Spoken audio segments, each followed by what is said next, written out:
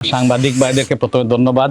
আপনাদের মাধ্যমেই আমরা আমাদের দৃষ্টিগোচর হয়েছে এবং আমাদের দলের ভারপ্রাপ্ত চেয়ারম্যান দেশনায়ক জনাব তারেক রহমান সাহেবের নলেজে গেছে এবং ওনার পক্ষ থেকে, দলের পক্ষ থেকে আমরা ওনার প্রতিনিধি হিসাবে আমরা এসেছি।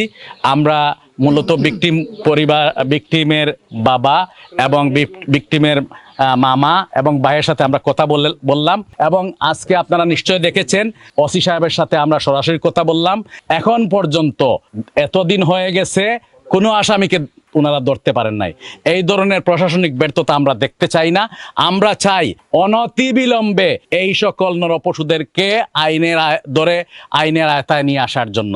আমরা বিশ্বাস করি এটা আমাদের দ্বারা অব্যাহত থাকবে। আমাদের নেতৃবৃন্দ, বিশেষ করে আমাদের সিদ্দিকুর রহমান পাবলু সাহেব আছেন, আরও যারা জকিগঞ্জ বিএনপি নেতৃবৃন্দ রয়েছেন, আমি বিশ্বাস করি এই পরিবারের পাশে দাঁড়াবেন ইনশাআল্লাহ। এত মর্মান্তিক এটা ঘটনার মুখোমুখি জকিগঞ্জের মানুষকে, এই অজপাড়া গায়ের মানুষগুলো হয়, আমরা আসলেও ব্যথিত। দলের পক্ষ থেকে আমরা এই ব্যথিত আর বেদনাকে জিয়াউর রহমানের দল, তার বিএনপির ভারপ্রাপ্ত চেয়ারম্যান তারেক রহমানের নির্দেশ সামনে রেখে আমরা জাকির ভাইয়ের নেতৃত্বে আমরা এখানে এসেছি তাকে সমবেদনা জানাতে। আসামি গ্রেপ্তার হয় নাই যেটা বলে উঠছেন, আমি একটা কথা আপনাকে মনে করিয়ে দিতে চাই, গত ১.৫ দশক থেকে বাংলাদেশে আইনের শাসনের কোনো প্রয়োগ নেই।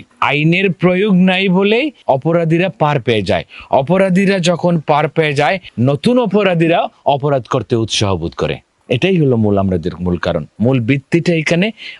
নতুন অপরাধীরা অপরাধ করতে, যদি আইনের প্রয়োগ থাকতো, আইনের শাসন থাকতো, উপযুক্ত বিচার থাকতো, সেটা হতো না। আমরা সেদিকে যাব না। আমরা প্রশাসনের দায়িত্বশীল কর্মকর্তাদের সাথে আমরা কথা বলেছি, এখানেই শেষ না।